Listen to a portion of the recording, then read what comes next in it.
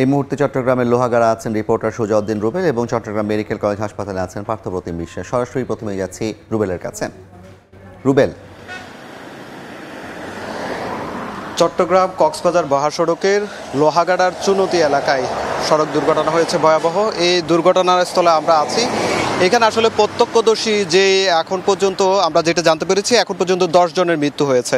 8 জনের মৃত্যু লোহাগাড়ায় হয়েছে আর বাকি 2 জনের চিকিৎসাধীন অবস্থায় চট্টগ্রামে হয়েছে। আমরা এখন যে জায়গায় দাঁড়িয়ে আছি, আসলে যে মাইক্রোবাসটি দেখা যাচ্ছে সেটি হচ্ছে তৃতীয় মাইক্রোবাস।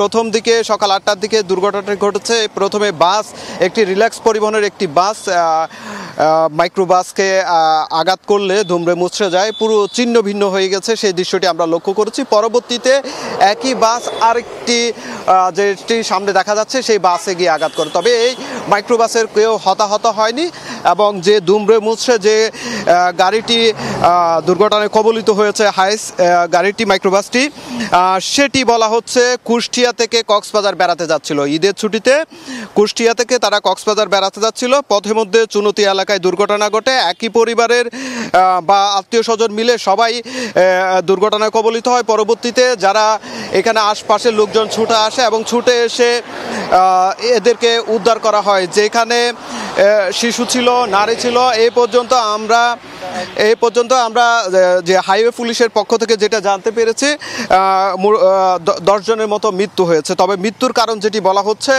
অতিমাত্রায় যে গাড়ির যে গতি, সেই গতিকে দায়ী করা হচ্ছে। পাশাপাশি লবণাক্ত যেহেতু গাড়ি চলে, পানির কারণে, পিচ্ছিল হওয়ার কারণে এই দুর্ঘটনাটি ঘটতে পারে বলে এমনটি ধারণা করছে হাইওয়ে পুলিশ।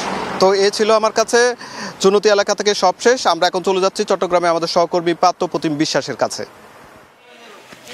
চট্টগ্রামে লোহাগাড়ায় বাস এবং মাইক্রোবাসের মধ্যে আবারও ভয়াবহ সংঘর্ষ এবং দুর্ঘটনার ঘটনা ঘটেছে, যে কারণে কিন্তু 10 জনের এখনো পর্যন্ত প্রাণহানির ঘটনা ঘটেছে। তার মধ্যে আহত 4 জনকে ঠিক সকাল 10:30টায় চট্টগ্রাম মেডিকেল কলেজ হাসপাতালে নিয়ে আসা হয়েছিল। তার মধ্যে 2 জনকে কর্তব্যরত চিকিৎসক আসলে মৃত ঘোষণা করেন। এর মধ্যে 7 থেকে 8 বছর বয়সী একজন শিশু এবং আরেকজন পুরুষ সদস্য রয়েছেন এবং আরও 2 জন যারা আহত রয়েছেন তারা 28 নম্বর ওয়ার্ডে 5 তলায় কিন্তু চিকিৎসাধীন অবস্থা রয়েছে এবং তাদের অবস্থাও আশঙ্কাজনক বলে আমরা চিকিৎসকের কাছ থেকে জানতে পেরেছি।